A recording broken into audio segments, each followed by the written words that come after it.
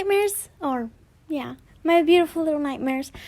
It is me, and if you haven't seen my video of my mother, the reason why I said give her a nickname is because I was like, what about Mama Nightmare, Mom? And she goes, what about Empress? And I go, you know what? I'm just going to leave it to them because they probably have better nicknames for my mom anyways. I'm going to read chapter 15 or part 15 of Mistakes and Reasons, Drarry. Author's note. This chapter will have a lot of quick POV changes. I apologize in advance. Scorpius, POV. Ted! I yelled, running down the stairs to the common room. He was studying at one of the desks. Ted! I yelled again. He looked up at me, my panicked face. Scorp, what's wrong? He asked. So I shoved the note in his direction. He scanned the note and his eyes widened. I don't want to stay with her while I testify, I cried. He hugged me and I winced slightly.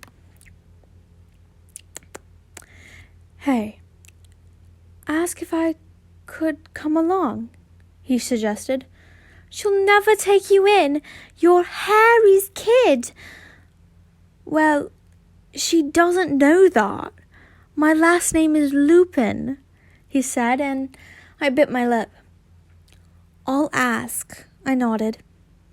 I walked over to the fireplace and called her. I took a deep breath. Mom, I called, trying to get her attention. Scorpius, you should be studying, she hissed. I flinched. Can my friend Ted come with me and come home? He wants to see the trial. Absolutely not. There's nowhere for him to stay. But, Mom, don't you dare push it, Scorpius, she growled, and I gulped. Okay, I'm sorry, I said, and hung up. I walked over to Ted and frowned. She said no, I pouted. Hey, it'll be okay, Scorp. You're leaving tomorrow and the trial's the day after, so it'll be over soon.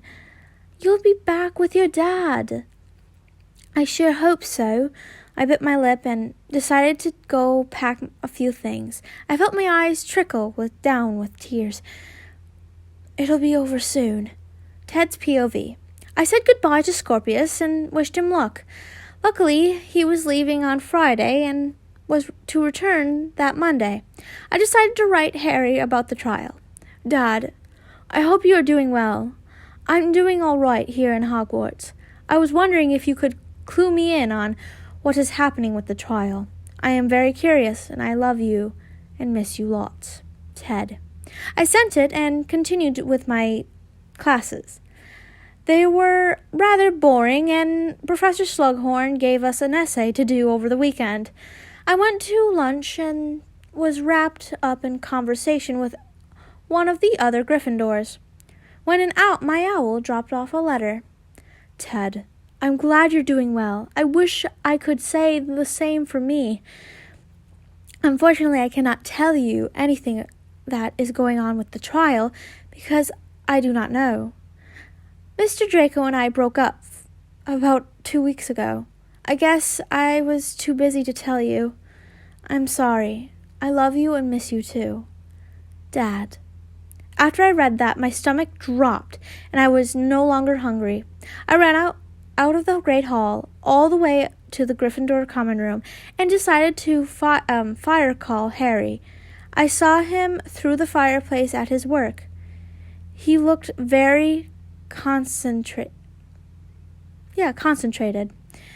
Face scrunched up and brows furrowed. Dad, I called. He jumped and looked around until his eyes fell on me. Ted, what are you doing? He asked, walking over to the fireplace. Dad, why did you two break up? I don't want to talk about it, he stated definitely. Dad, tell me. I want to know the truth, I hissed. Does it have to do with Astoria? Yes. How did you know that? You need to go to the trial and save Scorpius. What are you talking about? He quizzed. Go to the trial and ask them to take the glamour off of him. His eyes glassed over and filled with worry. What? He stuttered. It's bad. Please promise you'll help him. Okay, I promise. Thanks. I love you. I love you too. And with that, we hung up. I bit my lip nervously. He'll know what to do. Harry's POV. I knew it. My dream was always right. I never did bring up the dream again, but I couldn't. I paced around my office thinking what I could do. I couldn't tell Draco. He refused to see me. I promised them I would help, and that is what I'm going to do. Ron knocked on the door and just came in. Harry, are you all right? He asked. No, I need to go, I rushed. All right, buddy. I'll take over, he agreed. Thank you. I gave him a quick hug and apparated back to their house. Hermione was home. What are you doing home? She asked. She was doing some work from home. I need to tell you something. I could trust Hermione, not that I couldn't trust Ron, but knowing his temper. Okay, what? She asked. I explained to her my dream that I had a few weeks prior, and what Ted told me. Concern was all that I could read on her face, and I bit my lip. Okay, Harry, you're making the right decision of going. Do you need me to go with you? As much as I would love that, you can't. You would have to tell Ron, and he has the emotional range of a spoon, I said, and Hermione laughed. He would get pretty mad, she agreed. All right. Well, good luck, she smiled. Thank you. I took a deep breath and walked into the ministry. I came to the door where the trial was being held. There's something you may want to know, I yelled, walking through the door. Scorpius was on the stand. Me when I try to make a dramatic entrance. Bitches better beware. Oh my gosh, I have to tell you so much after this, but let's get to the story first. Mr. Potter, this is a closed hearing, the Ministry of Magic shouted. Yes, I am aware of that, sir, but this involves me. Just as much as it involves everyone else, I informed him. I suggest you take the glamour spell off the child, I hissed, causing them to look around. Scorpius's eyes grew wide. I looked over to Draco, who wore a scared expression. I hadn't seen him for 2 weeks. He looked just as bad as me, worn out. What are you talking about? The ministry questioned. Just check, I urged. He nodded, and with a flick of his wand, Scorpius' healthy stature disappeared and was replaced with his true self. There was red, scabby marks and purpley blue bruises all over him. Some were new and others looked old. Astoria and Draco gasped in shock. I dropped my jaw, not expecting it to be that bad. What the fuck have you done to my child? Draco yelled. Mr. Malfoy, language, please. Son, who did this to you? The ministry inquired, but Scorpius stayed quiet. Son. Astoria, he answered quietly. She locked me in a room when I was bad and talked back. She wouldn't feed me, and hit me a lot. She said it would teach me respect, but my dad already taught me how to be respectful. Draco was nearly in tears. Well, then, let's vote. Who says... This is not how a court works. Sorry. You do not vote when you do this. You do it in silence, so people can't get back at you for it. That's the thing. That's why they do it. Am I being really loud? I'm sorry. I'm just so energetic. I just did all my chores, so that means I get $20 each week of doing my chores. So my dad's a little bit backed up, so he owes me $60 now. So I get to put it in my bank account. So anyways, let's keep going. Sorry, when you put court in a book, you better get it right. Just aggravates me. Sorry, I just cracked my neck. I have to do it because of stress. Well then, let's vote. Who says Scorpius should go back to Mr. Malfoy? The minister asked. Everyone raised their hand. So it is settled. Mr. Malfoy, I grant you full custody of Scorpius. And Miss Greengrass will be escorted to Azkaban for the abuse of the child. Woo! Hallelujah! I sighed in relief as Scorpius ran in Draco's arms. Draco's muffled sobs were audible throughout the room. I smiled to myself and walked out of the building. As I was outside, I heard my name being called. So I turned around and Scorpius ran into my arms. How did you know? He asked as I hugged him. Ted, I confessed. It's good you told him. Thank you so much. It's my pleasure. Scorpius let go of me and Draco made his way over to me, his eyes full of tears. He nearly collapsed into my chest. I hugged him back tightly and he started sobbing. Thank you, he expressed. Don't thank me, I said. I told you I'd help you get him back. I let him cry into my chest as I rubbed his back. Then he looked up at me. I'm sorry. Can you come back? He asked. I smiled and planted a kiss on his nose. I would love to, I smiled. He straightened up as he was taller than me and planted a kiss on my lips. Come on, let's get Scorpius home. Draco held Scorpius tightly as he also clung to my arm. He got in the car and drove home. We immediately went to the kitchen. His glamour was still off, so Draco studied Scorpius.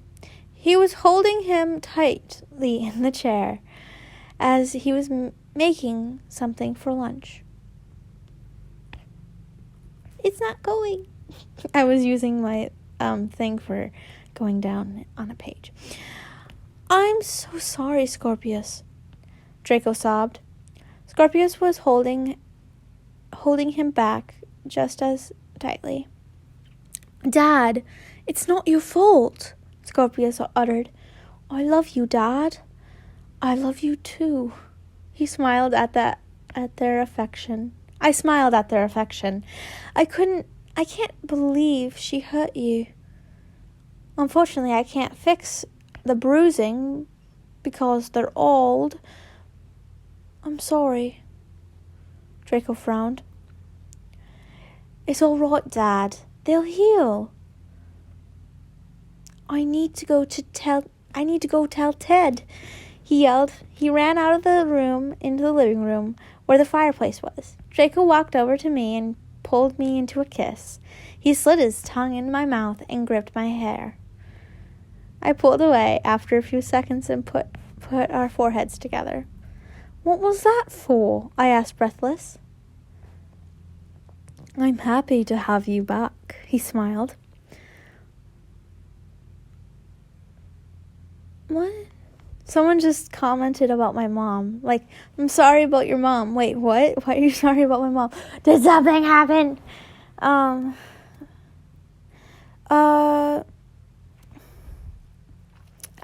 just lost. This is what happens. Okay. I'm happy to be back. I kissed him again. The food was ready, so I took it out of the oven and served him. Scorp, come and eat, please, Draco called. All right, he shouted back. Boy, Ted. He came back into the room, and I gave him some food. I took a seat next to him, and Draco sat on my lap.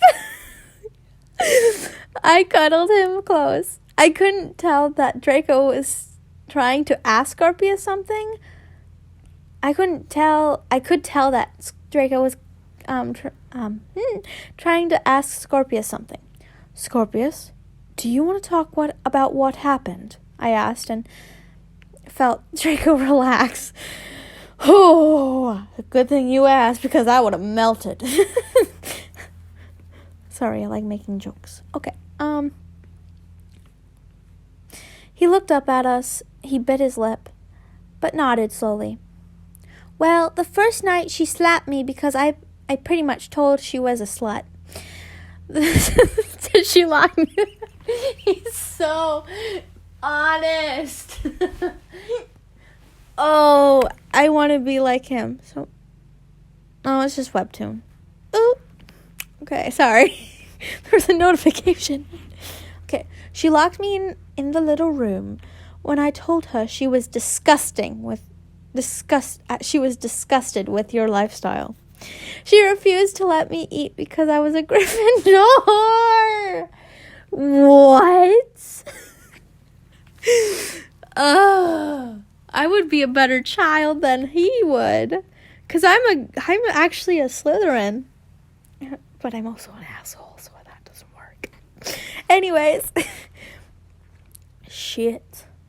Draco cursed, tensing up, and I grabbed his hand. I don't want to upset you, Scorpius said, taking another bite. No, continue. It's good to talk, remember? Draco assured, and Scorpius nodded.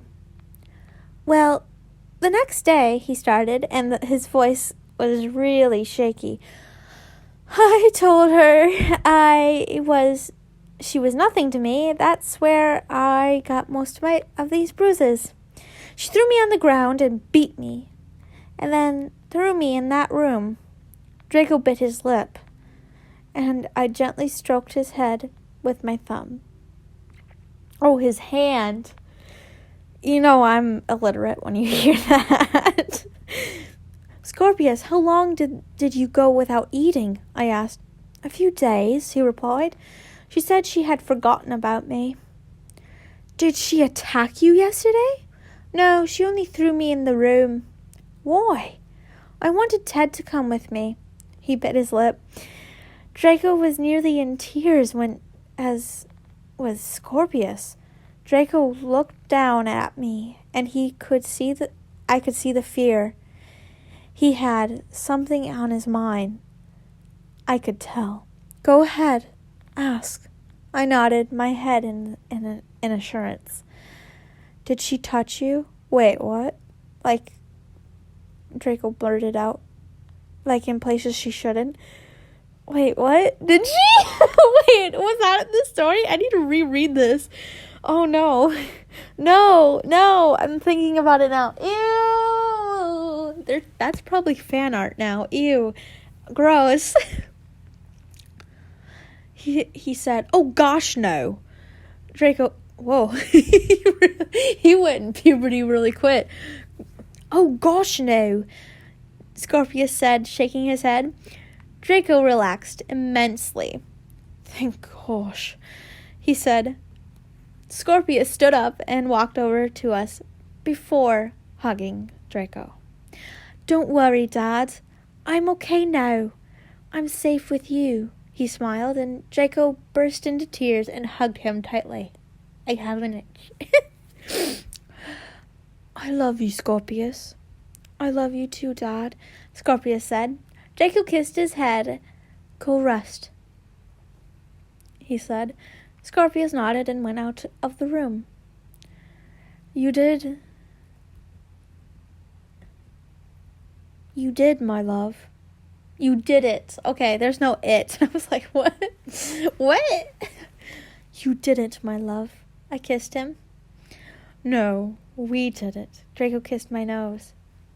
I love you, dragon. And I love you, baby raven. You know what's really sad? That I would be that one person in the corner just eating popcorn because how lonely I am. Anyways, guys, thank you guys for watching. If you haven't seen my other video, go look there. Maybe I'll make a video about making sorting cupcakes with a friend. I don't know yet. Not a promise. But I love you. Be happy, be healthy, and always be loving. Bye-bye.